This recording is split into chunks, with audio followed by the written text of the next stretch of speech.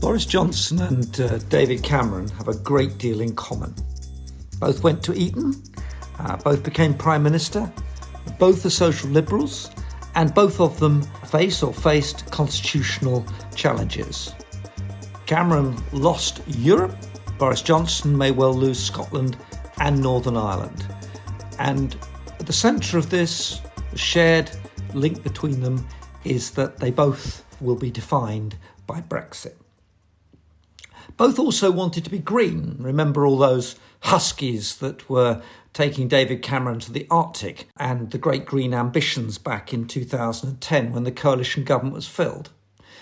Then there's Boris and Boris Johnson's great greening, the desire to not only embrace net zero and climate change and make that central to his period of office, but also the wider green agenda, the desire to increase the amount of protected areas in Britain and drive through a number of serious environmental reforms. So both started well. And it's already quite a good moment to ask, well, post the end of the Brexit transition, how's it going? How well is the Boris Johnson government doing on the green front? And although it's only a month since the transition ended, we can already see some straws in the wind.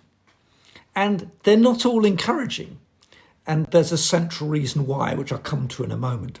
If you think what's happened so far, we committed, or at least Michael Gove made it clear that we're committed to having standards at least as good as those in Europe, but if anything, better. So we've already had some choices.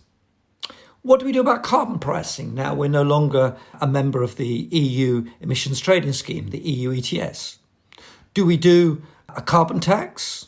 By far the best option. Do we just shadow what's going on in the EU ETS? Not a bad option. Or 3, do we try and invent our own UK ETS? You guessed it, we picked the UK ETS, the worst of the 3 options, making it much harder to extend carbon pricing through to agriculture, heating and transport, the main challenges in the net zero space. And why? Well, the problem with the carbon tax is it confronts people with the bill. It makes polluters explicitly pay, and there's not much political advantage in making it clear that decarbonisation is a potentially costless affair.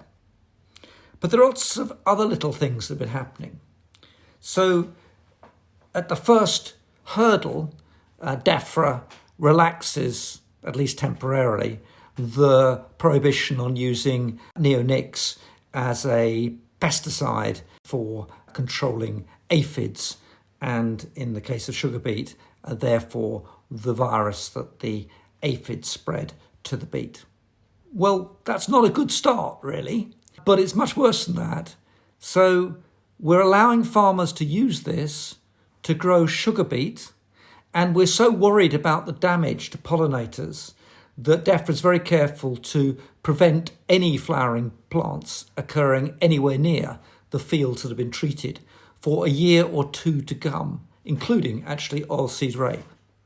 And no doubt that will require glyphosate to kill everything off to make sure those pesky flowers don't come up and help the biodiversity.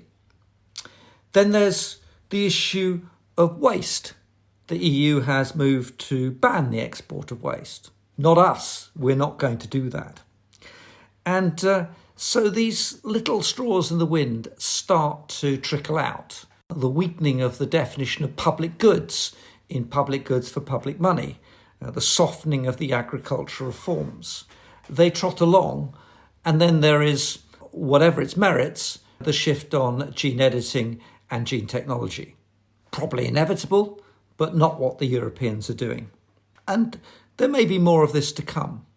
Now, why are these things happening? Surely the Prime Minister, like David Cameron was back in 2010, is committed to greening our environment, tackling climate change, enhancing natural capital and biodiversity, making the 25-year plan stick. Now, I've no reason to doubt his sincerity, just as I had no reason to doubt David Cameron's sincerity. But both also come up against a critical problem. The thing is, some of these things might cost something, and we can't have that. In particular, we can't have customer bills going up. So in David Cameron's time, the pressure to limit, control, prevent rises in electricity bills was a key part of the political currency between David Miliband and David Cameron. And the famous words, "cut the green crap," were widely reported.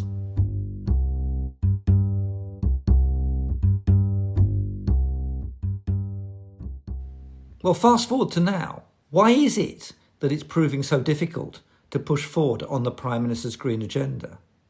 Well, because he doesn't want customers to pay.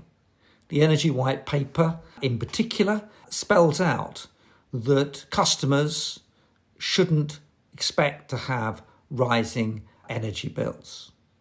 Really? So all of this lot, this massive transformation of our economy from a high carbon to net zero, is going to happen at low cost? Well, no, there's lots of expenditure to come, a huge amount of investment. So who's going to pay? Well, we can't have taxpayers paying very much. And indeed, there isn't much public expenditure in the 10-point plan and the Energy White Paper. It's all going to have to be borrowed because we can't have customers, we can't have taxpayers paying. So who should we make pay to clean up the mess we've created? Why, of course, the next generation. Let's borrow lots and then make them pay it back later.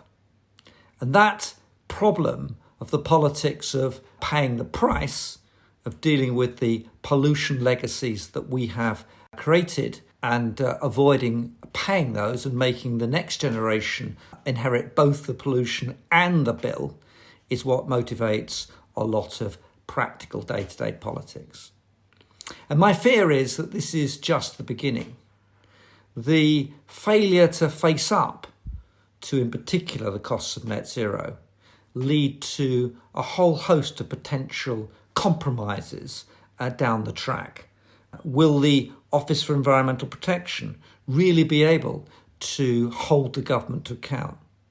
Well, already the government's made sure that it really shouldn't use its powers very often, and anyway, it'll have to be given guidance by the Secretary of State.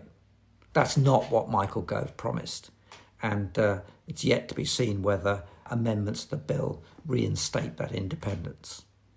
And then what happens on the decarbonisation front when the rock and the hard place come together, the costs and the bills? Which will give? Will it be more important to hang on to votes in the red wall seats in the north, the blue wall seats as they now are, and just prevent the bills going up, even if that means sacrificing the investments necessary for net zero? Or will the Prime Minister do the blood, sweat and tears Churchillian turn, the one he's very keen on, which is to tell people the truth, that we have to face up to our environmental responsibilities, we have to pay the costs, and in leaving the EU, we can only keep pace and improve upon the EU's position if we're to do that.